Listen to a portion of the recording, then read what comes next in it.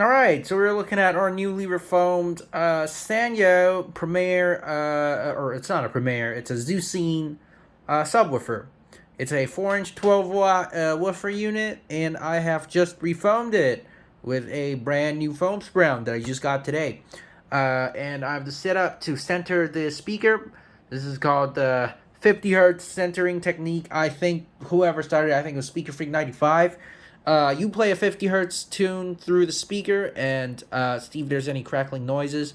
It's worked pretty well. I've refoamed or re-rubbered a few other speakers before and using this technique, and it all worked really great. Now, this one, I hope it's going to do the same thing, and up till now, I think it is doing just as I expected. This is how it looks like behind.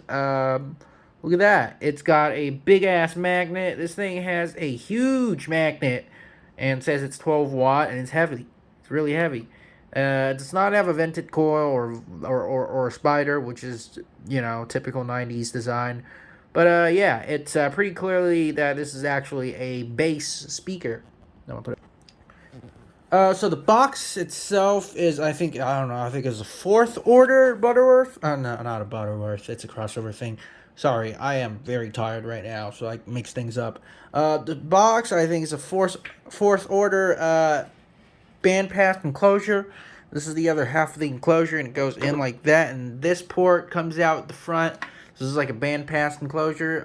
One side is sealed, the other side is ported.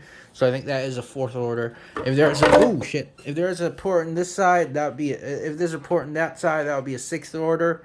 It's actually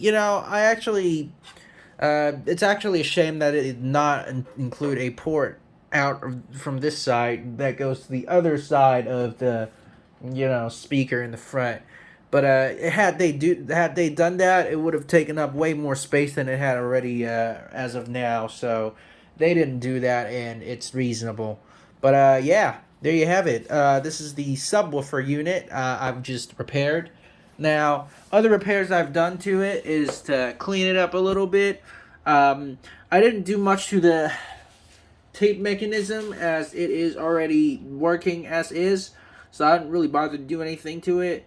For the CD, I kind of redid the opening and closing thing, hoping that it's going to work.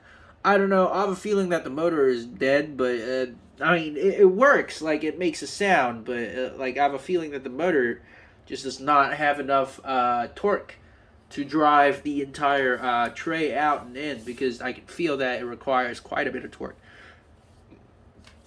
As for the amplifier section, I really didn't do anything. All I did was probably add some contact cleaner. Actually, I haven't done that yet. I am going to do that right now.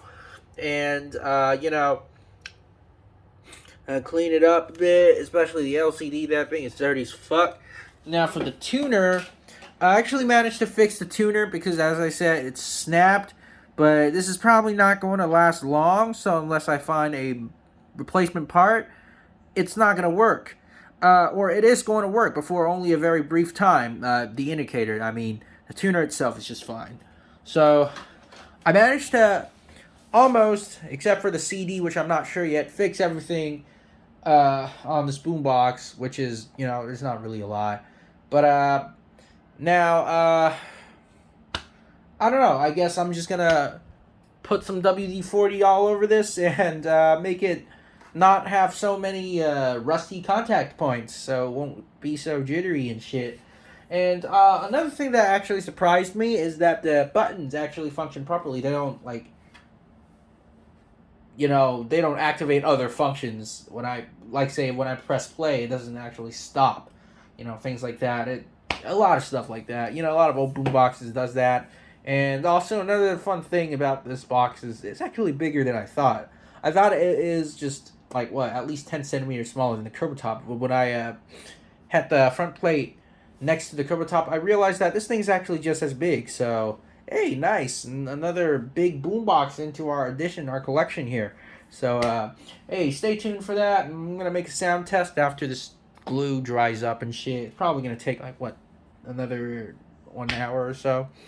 And I'm going to be putting this thing back together, and we're going to have a quick sound test. There you have it, people.